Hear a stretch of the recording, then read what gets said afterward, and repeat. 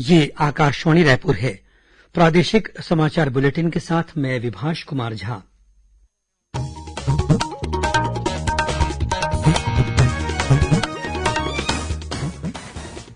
और अब पेश है आज के मुख्य समाचार।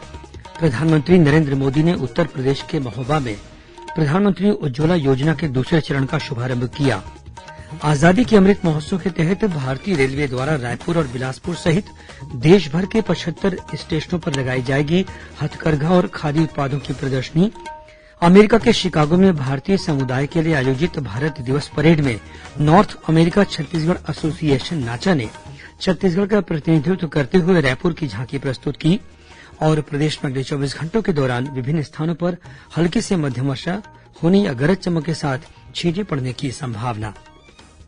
18 वर्ष से अधिक आयु वर्ग के लिए सरकारी केंद्रों पर निःशुल्क राष्ट्रव्यापी कोविड टीकाकरण अभियान जारी है। युवा श्रोताओं से हमारा आग्रह है कि स्वयं कोविड रोधी टीका लगवाएं और अन्य लोगों को भी इसके लिए प्रोत्साहित करें। कोविड स्वास्थ्य के लिए खतरा बना हुआ है। ऐसे में एहतियाती उपायों के पालन में कोताही न बरतें। जब तक आवश्यक न हो घर से बाहर न निकलें और 3 सरल उपायों का पालन करें।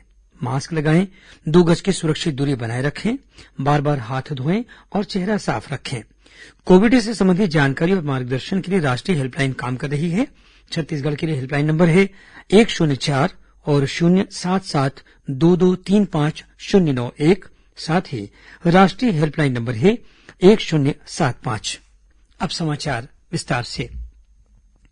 प्रधानमंत्री नरेंद्र मोदी ने कहा है कि केंद्र सरकार की उज्ज्वला योजना से देश में महिला सशक्तिकरण को बढ़ावा मिला है और महिलाएं देश के विकास में अहम भूमिका निभा रही हैं। उन्होंने कहा कि उज्ज्वला योजना के दूसरे चरण में रसोई गैस कनेक्शन की प्रक्रिया को भी और सरल बनाया गया है। हमारी बेटियां घर और रसोई से बाहर निकलकर राष्ट्र निर्माण में व्यापक योगदान तभी दे पाएगी जब पहले घर और रसोई से जुड़ी समस्याएं हल होगी। इसलिए बीते 6-7 सालों में ऐसे हर समाधान के लिए मिशन मोड पर काम किया गया है। प्रधानमंत्री ने उत्तर प्रदेश के महोबा जिले में वीडियो कॉन्फ्रेंस के जरिए उज्ज्वला योजना के दूसरे चरण की शुरुआत करते हुए हितग्राहियों को रसोई गैस सिलेंडर और गैस चूल्हा वितरित किए। इस अवसर पर प्रधानमंत्री ने कुछ लाभार्थियों से बातचीत भी की। श्री मोदी ने कहा कि देश की महिलाएं वर्षों से शौचालय, पीने के पानी और रसोई गैस जैसी बुनियादी सुविधाओं के लिए जूझ रही थीं। इसी जरूरत को ध्यान में रखते हुए स्वच्छ भारत अभियान के तहत देशभर में करोड़ों शौचालय बनाए गए हैं। प्रधानमंत्री ने कहा कि कोरोना काल में उज्ज्वला योजना से गरीब परिवारों को काफी मदद मिली है। उन्होंने कहा कि अब रसोई गैस देश की लगभग पूरी आबादी तक पहुंच चुकी है। प्रधानमंत्री उज्ज्वला योजना के तहत छत्तीसगढ़ में अब तक हजारों हितग्राहियों को निःशुल्क गैस कनेक्शन मिल चुका है। इस योजना के जरिए खासतौर पर ग्रामीण महिलाओं को चूल्हे के धुएं से निजात मिली है। बस्तर जिले के तितिर गांव की एक महिला हीराबाई कश्यप ने भी प्रधानमंत्री उज्ज्वला योजना के तहत मुफ्त गैस कनेक्शन प्राप्त किया है। उन्होंने आकाशवाणी समाचार को बताया कि बरसात के दिनों में लकड़ी जलाकर खाना बनाने में उन्हें काफी परेशानी होती थी, लेकिन अब गैस चूल्हा मिल जाने से खाना बनाना बहुत सरल हो गया है।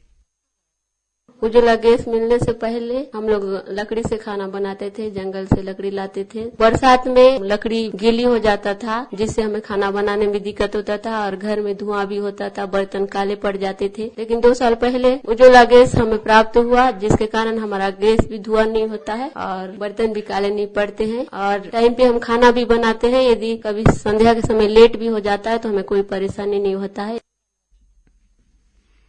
प्रधानमंत्री नरेंद्र मोदी ने भाजपा सांसदों से कहा है कि वे अपने अपने क्षेत्रों में खेलकूद की गतिविधियों को बढ़ावा दें और विभिन्न प्रतियोगिताओं का आयोजन करें। पार्टी के संसदीय दल की बैठक को संबोधित करते हुए श्री मोदी ने टोक्यो ओलंपिक में भाग लेने वाले खिलाड़ियों की सराहना की और उन्हें बधाई दी। बैठक के बाद पत्रकारों से बातचीत में संसदीय कार्यमंत्री प्रहलाद जोशी ने बताया कि टोक्यो ओलंपिक में भारत की ओर से भाग लेने वाले खिलाड़ियों का अब तक का यह सबसे बड़ा दल था और भारत ने सबसे ज्यादा पदक भी इस बार जीते हैं। संविधान का 127वां संशोधन विधेयक लोकसभा में पेश किया गया। इसमें राज्यों और केंद्र शासित प्रदेशों द्वारा अन्य पिछड़ा वर्गों की अपनी सूची बनाने के अधिकार को बहाल करने का प्रावधान है।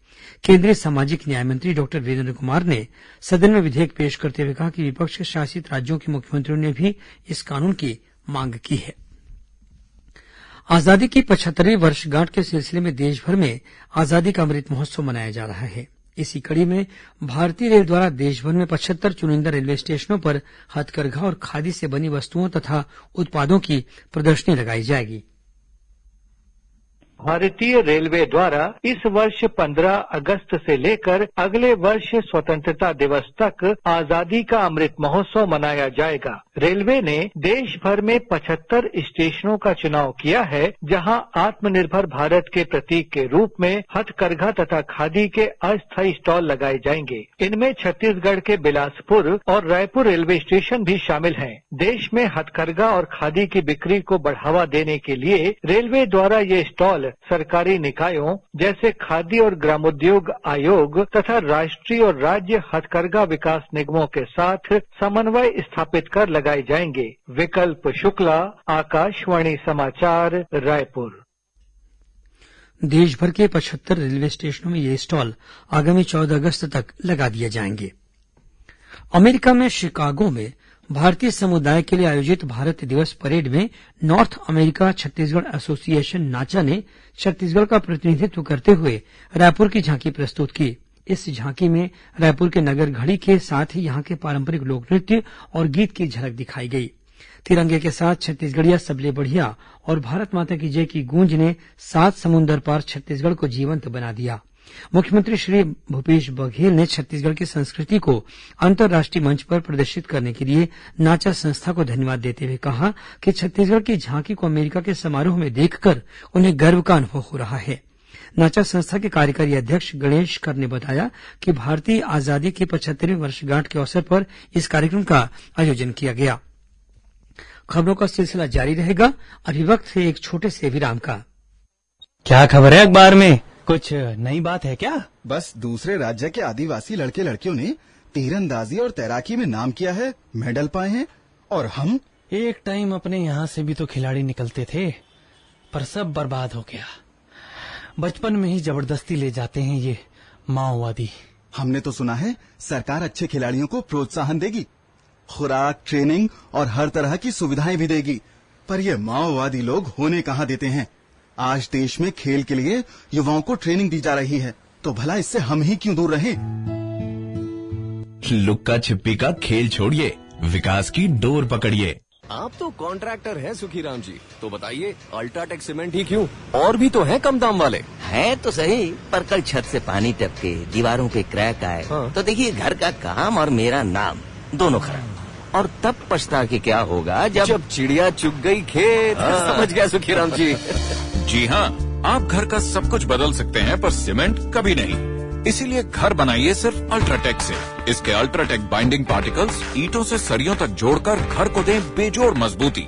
अल्ट्राटेक, इंजीनियर्स का सुझाया देश का नंबर 1 सीमेंट। प्रादेशिक समाचार आप आकाशवाणी रायपुर से सुन रहे हैं और अब आगे बढ़ते हैं बाकी के समाचारों की ओर। प्रदेश में कोरोना संक्रमण की दर लगातार कम होती जा रही है।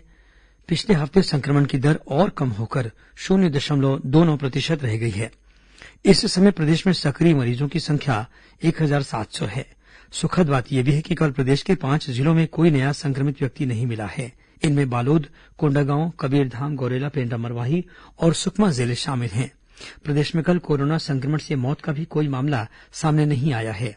इस बीच प्रदेश में कोरोना से बचाव के लिए टीकाकरण अभियान भी लगातार जारी है।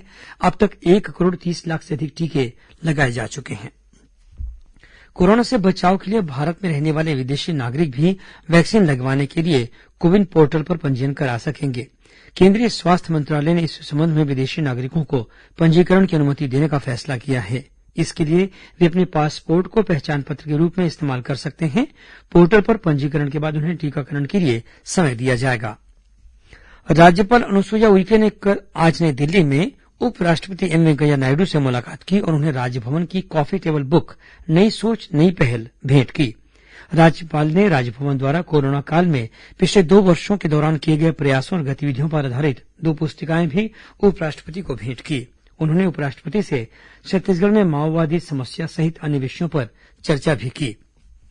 रायपुर स्थित अखिल भारतीय आयुर्विज्ञान संस्थान एम्स के स्त्री रोग विभाग द्वारा कल स्तन गांठ और सर्वाइकल कैंसर जांच के लिए निःशुल्क शिविर लगाया जाएगा।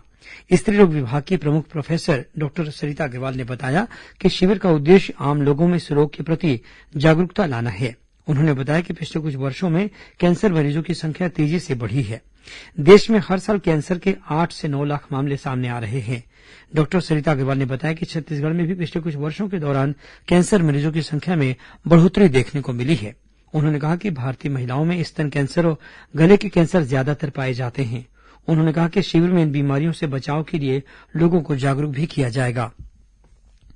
रक्षाबंधन त्योहार के लिए भारतीय डाक विभाग ने इस बार भी विशेष पहल की है। इसके तहत डाकघरों में राखी भेजने वाले लिफाफे इकट्ठा करने के लिए पीले रंग की पत्रपेटियां लगाई गई हैं। छत्तीसगढ़ में भी डाक विभाग ने सभी शहरों और अन्य स्थानों पर राखी वाले लिफाफों के लिए पीले रंग की पेटियां उपलब्ध कराई हैं। इन पेटियों में सुबह 8 बजे से रात 8 बजे तक राखी के लिफाफे छोड़े जा सकते हैं। छत्तीसगढ़ की पहली महिला सांसद मिनी माता की कल पुण्यतिथि है। राज्यपाल अनुसुईया उइके और मुख्यमंत्री भूपेश बघेल ने मिनी माता के योगदान का स्मरण करते हुए उन्हें अपनी श्रद्धांजलि दी है। राज्यपाल ने कहा कि असम में जन्मी मिनी माता विवाह के बाद छत्तीसगढ़ के जनजीवन में रच बस गई। संसद में सामाजिक उत्थान संबंधी बहुत से कानूनों को बनवाने में उन्होंने सक्रिय भूमिका निभाई। वहीं मुख्यमंत्री ने कहा कि मिनी माता ने दलितों के नागरिक अधिकारों की रक्षा के लिए अस्पृश्यता निवारण कानून को संसद में पारित कराने में अहम भूमिका निभाई थी। और अब पेश है मौसम का हाल। प्रदेश में अगले 24 घंटों के दौरान विभिन्न स्थानों पर हल्के से मध्यम वर्षा होने या गरज चमक के साथ छींटे पड़ने की संभावना है। मौसम विभाग के अनुसार इस समय पंजाब से लेकर अरुणाचल प्रदेश तक एक मानसून द्रोणिका बनी हुई है। वहीं उत्तर प्रदेश और बिहार के ऊपर एक चक्रवाती घेरा बना हुआ है। इसके प्रभाव से प्रदेश के अनेक स्थानों पर हल्की से मध्यम वर्षा हो सकती है। मौसम वैज्ञानिकों के अनुसार इस द्रोणिका और चक्रवात का असर अगले कुछ दिनों तक बने रहने की संभावना है। इस बीच आज दोपहर बाद राजधानी रायपुर सहित कुछ अन्य स्थानों पर मध्यम से तेज बौछारें पड़ी। सरगुजा और बस्तर संभाग में भी विभिन्न स्थानों पर बौछारें पड़ने के समाचार मिले हैं। कुछ खबरें संक्षेप में सुन लीजिए। आज विश्व सिंह दिवस है। इस अवसर पर उपराष्ट्रपति एम वेंकैया नायडू ने शेरों के संरक्षण के लिए लोगों से आगे आने का आह्वान किया है। वहीं प्रधानमंत्री नरेंद्र मोदी ने शेरों के संरक्षण के लिए काम कर रहे लोगों को शुभकामनाएं दी हैं। आगामी गणतंत्र दिवस पर दिए जाने वाले पद्म विभूषण, पद्म भूषण और पद्मश्री पुरस्कारों के लिए ऑनलाइन नामांकन और सिफारिशें मांगी गई हैं। पद्म पुरस्कारों के लिए नाम देने की अंतिम तिथि 15 सितंबर है। केंद्रीय औद्योगिक सुरक्षा बल के जवानों ने आज भिलाई के साथ ही राजहरा, हिर्री और नंदिनी के खदान क्षेत्रों में बड़े पैमाने पर पौधारोपण किया। रायपुर के माना स्थित जवाहर नवोदय विद्यालय में 6वीं कक्षा में प्रवेश के लिए कल सुबह 11 बजे जिले के 82 केंद्रों पर एक साथ परीक्षा ली जाएगी। सभी केंद्राध्यक्षों को परीक्षा के दौरान कोरोना से बचाव के दिशा निर्देशों का पालन सुनिश्चित कराने को भी कहा गया है। और शासकीय कार्य में लापरवाही बरतने की शिकायत मिलने पर बलौदाबाजार भाटापारा जिले में सिमगा तहसील के पटवारी और वहां की प्रभारी नायब तहसीलदार को तत्काल प्रभाव से निलंबित कर दिया गया है। अंत में मुख्य समाचार एक बार फिर। प्रधानमंत्री नरेंद्र मोदी ने उत्तर प्रदेश के महोबा में प्रधानमंत्री उज्ज्वला योजना के दूसरे चरण का शुभारंभ किया। आजादी के अमृत महोत्सव के तहत भारतीय रेलवे द्वारा रायपुर और बिलासपुर सहित देशभर के 75 स्टेशनों पर लगाई जाएगी हथकरघा और खादी उत्पादों की प्रदर्शनी। अमेरिका के शिकागो में भारतीय समुदाय के लिए आयोजित भारत दिवस परेड में नॉर्थ अमेरिका छत्तीसगढ़ एसोसिएशन नाचा ने छत्तीसगढ़ का प्रतिनिधित्व करते हुए रायपुर की झांकी प्रस्तुत की। और प्रदेश में अगले 24 घंटों के दौरान विभिन्न स्थानों पर हल्की से मध्यम वर्षा होने या गरज चमक के साथ छींटे पड़ने की संभावना। इसी के साथ प्रादेशिक समाचार बुलेटिन समाप्त हुआ। नमस्कार।